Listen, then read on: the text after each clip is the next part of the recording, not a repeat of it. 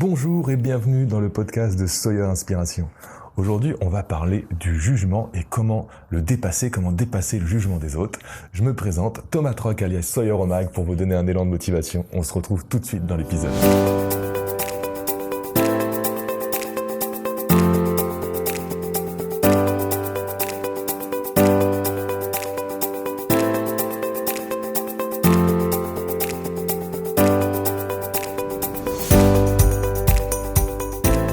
Aujourd'hui, j'avais envie de vous parler du regard des autres, j'avais envie de parler du jugement et de comment finalement dépasser le jugement des autres. On sait souvent que on a peur de faire des choses souvent dans notre vie parce qu'on a peur d'être jugé, on a peur que les gens ne nous comprennent pas et ainsi de suite. On en avait déjà parlé à plusieurs reprises dans ce podcast sur le fait d'être jugé. Ça remonte au fait que à l'époque, tout même aujourd'hui, au fond de nous, on a besoin d'appartenir à un groupe pour exister et pour se sentir en sécurité. À l'époque, donc du coup, quand on appartenait à un groupe, quand on était des hommes de Cro-Magnon, tout allait bien, on était en sécurité, on pouvait manger, on avait de quoi se restaurer et ainsi de suite. Si on se faisait désavouer du groupe, du coup le groupe nous rejetait et on se retrouvait tout seul dans la nature et du coup dans la nature sauvage où il y avait d'énormes dangers. Aujourd'hui, ce réflexe-là, il est encore ancré au fond de notre cerveau, dans le cerveau reptilien, et du coup ça favorise forcément la peur du regard des autres.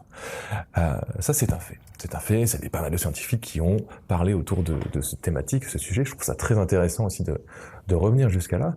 Et là j'ai envie qu'on revienne sur un truc un peu plus terre à terre, mais plus présent, par rapport au jugement des autres. Parce qu'on pourra en parler pendant des heures, mais le jugement des autres, j'ai pu remarquer, chez moi ou comme chez d'autres personnes que je côtoie et que je connais, les personnes qui ont énormément peur du jugement des autres sont souvent des personnes qui eux-mêmes émettent énormément de jugements. Alors ils émettent pas forcément des jugements à l'oral et au quotidien, mais ils émettent énormément de jugements dans leur tête, soit envers eux-mêmes, soit envers les autres qu'ils rencontrent, qu'ils voient dans la rue, et ainsi de suite. Faut imaginer que notre cerveau, lui, il vit notre vie par rapport à son vécu intérieur et extérieur, donc par rapport à ses représentations internes. Donc si vous avez cette fâcheuse habitude de tout le temps juger les gens que vous croisez dans la rue en disant par exemple dans votre tête un petit regard, dis donc, il est sacrément mal habillé cette personne, ou n'importe quoi, qu'est-ce qui peut arriver, genre j'aime pas son nez, j'en sais rien, tu vois. Si vous avez l'habitude déjà de naturellement un peu au fond de vous, d'avoir ce petit mécanisme de jugement quand vous croisez des gens que vous connaissez même pas ou des choses comme ça, vous allez forcément avoir une tendance votre cerveau en fait va imaginer que les gens font pareil sur vous. Et donc ça soit vrai ou que ça soit pas vrai, on ne sait pas, hein, tout le monde ne fonctionne pas comme votre cerveau, et du coup souvent on va créer cette petite dissonance cognitive en soi, se dire du coup comme moi je pense comme ça, les autres pensent comme ça, donc si moi je juge en permanence, les autres jugent en permanence. Ce qui peut être vrai, ce qui peut ne pas être vrai, mais en tout cas ce que j'ai remarqué, c'est que quand on a cette fâcheuse tendance à avoir un peu un petit argument, une petite critique facile, mais intérieure, pas forcément extérieure. Si c'est extérieur, ça veut dire que c'est déjà passé à l'intérieur, et puis ça allait à l'extérieur, si on a dit des mots, c'est que ça allait plus loin. Combien de fois, je sais pas si ça vous est déjà arrivé, mais on est dans un bar où t'es à l'extérieur, tu te poses, et là t'es avec des amis, et puis tu te mets un peu à juger les gens qui marchent. Alors regarde, l'autre la dégaine, regarde ça, puis on rigole, c'est un petit moment un peu convivial, mais à la fois c'est un peu le malheur des autres qui font le côté un peu heureux là. Mais cette tendance à juger et finalement à rigoler d'autrui fait que nous, quand on se retrouve dans des situations où on est un peu plus dans le stress, un peu plus moins à l'aise, on va forcément avoir l'impression que les gens, eux, vont nous juger de la même sévérité que nous jugeons les gens quand on les croise. Donc ça, c'est une partie. Si on ajoute à ça aussi une capacité de se juger soi-même avec dureté. Par exemple, je suis nul quand je fais ça, ou tiens, c'est compliqué ça pour moi, ou je suis vraiment une merde, je suis qu'un con. Enfin, si on commence à avoir des jugements envers soi-même qui sont aussi durs et réguliers, je parle vraiment toujours de cette côté régulier, ça va être difficile de nourrir une estime de soi, une confiance en soi, et donc du coup de dépasser le regard des autres et se sentir plus à l'aise. Donc je pense vraiment en fait tout vient d'un jugement qu'on peut avoir, que ce soit envers les autres ou envers nous-mêmes.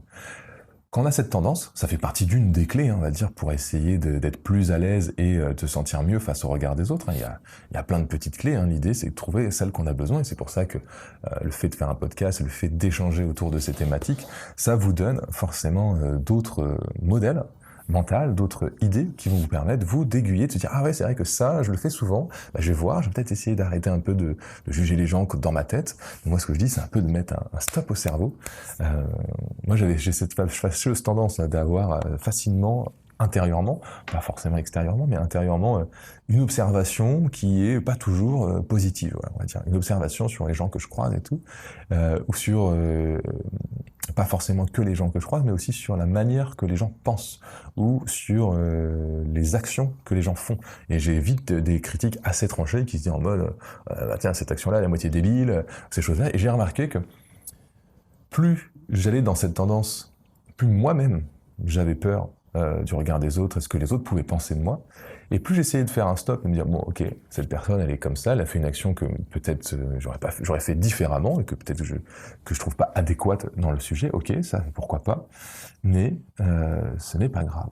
Et du coup de mettre un peu ce stop à ce cerveau, j'ai remarqué vraiment une plus grande douceur en mode bon bah en fait si moi intérieurement, j'arrête, je minimise tous les petits jugements automatiques que j'avais, là, mon cerveau, naturellement, lui, va croire que tout le monde, finalement, ne pose plus de jugement, et donc, du coup, ce sera beaucoup plus facile de dépasser la peur que j'avais du regard des autres. Le fait de se montrer, le fait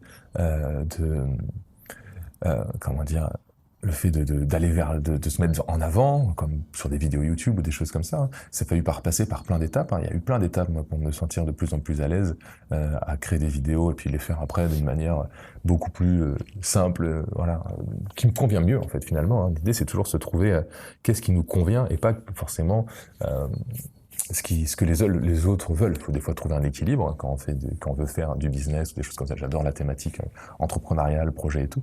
Mais dans la vie de tous les jours, finalement, il faut trouver le truc qui nous va à nous. Donc les vidéos, on les fait pour les autres, mais on les fait aussi avant tout pour soi, le fait de kiffer ce moment-là.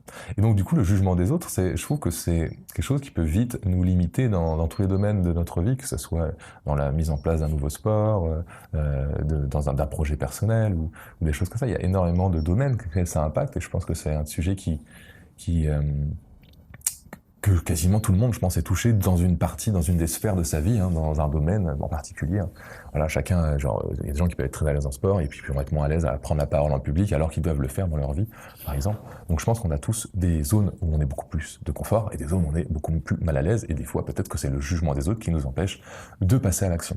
Donc si on récapitule un peu ce sujet-là, c'est que plus on va émettre de jugements intérieurs, ou plus on va parler avec des gens et juger les gens, entre guillemets, ou plus on va se juger soi-même aussi avec dureté, tous ces mécanismes qui sont intérieurs, il va falloir essayer de les minimiser pour finalement réussir à dépasser ce regard des autres. On a parlé de ça parce que le cerveau, lui, interprète toujours le monde avec ce qu'il vit. Donc c'est-à-dire que s'il a l'habitude de vivre votre mécanisme de jugement des autres, bah il va avoir l'impression que tout le monde fait pareil. Et donc du coup de se dire ah là là, si je fais ça, les gens vont me juger, ils vont penser ça, ils vont penser ci, parce que bah comme c'est une machine à imaginer des critiques, bah il a cette habitude de pouvoir imaginer des critiques qui n'existent pas, qui sont purement imaginatives et qui vont tout simplement vous stresser davantage pour la tâche que vous avez à faire.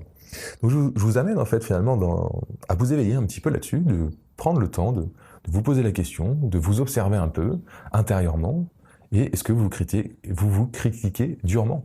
Est-ce que vous avez une tendance un peu quand vous croisez des gens dans la rue, un peu à les critiquer dans votre tête ou des choses comme ça? Est-ce que vous avez ça? Voilà, l'idée c'est de se dire est-ce que j'ai ça? C'est pas grave hein, si vous l'avez, mais si vous l'avez, peut-être que ça pourrait être intéressant de faire un peu l'exercice que je me suis auto-fait, le fait de dire bah attends, je vais essayer, dès que mon cerveau émet un peu un jugement, je dis stop, je fais non, on arrête, voilà, stop, on arrête. Je dis vraiment comme ça, comme si je disais une phrase dans ma tête, je dis stop, on arrête. Voilà. Dès qu'il y a un jugement, stop, on arrête. Et le fait de prendre ça, en fait, c'est de prendre conscience. C'est-à-dire que, comme avant, quand on prend pas conscience de ce mécanisme, bah en fait, on est un peu en pilote automatique et du coup, bah, tout se fait automatiquement. Quand vous allez prendre conscience un peu, ah oui, c'est vrai, j'ai mis un jugement, ah, puis deux, puis trois, et puis ainsi de suite, et que vous allez commencer à mettre des mots stop, le cerveau va prendre conscience qu'il a un mécanisme de critique, et du coup, on va pouvoir plus facilement l'enlever. Parce que quand on n'en a pas conscience, c'est incapable, on ne peut pas être conscient de quelque chose qu'on n'a pas conscience. Et donc du coup, le fait de commencer à être conscient de quelque chose, on va pouvoir avoir un impact dessus et pouvoir modifier ça.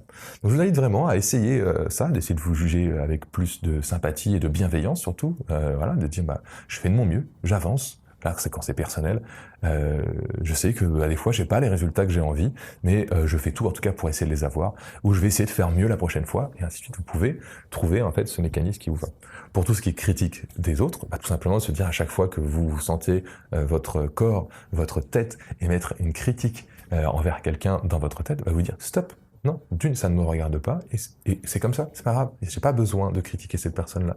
Je peux aller la rencontrer, à sa rencontre, et découvrir qui est cette personne, peut-être l'aimer, peut-être pas l'aimer, et ainsi de suite.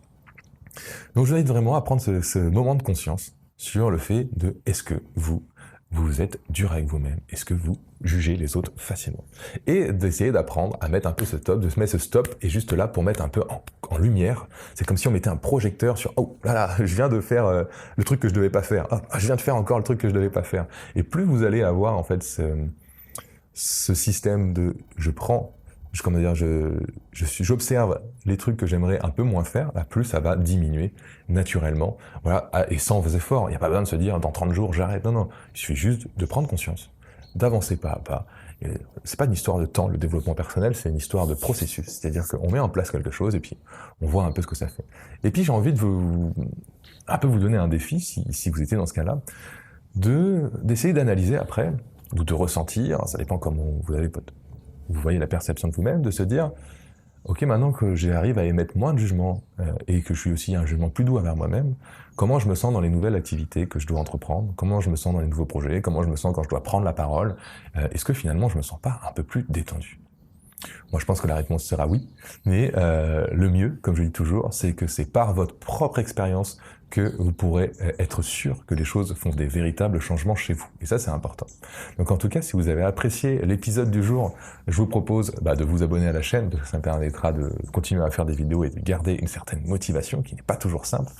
Et puis voilà, donc du coup, vous pouvez aussi avoir plus d'informations sur le site sawyerinspiration.fr. En tout cas, moi, je vous souhaite une très belle journée et je vous dis à bientôt dans un prochain épisode. C'était Sawyer. Ciao.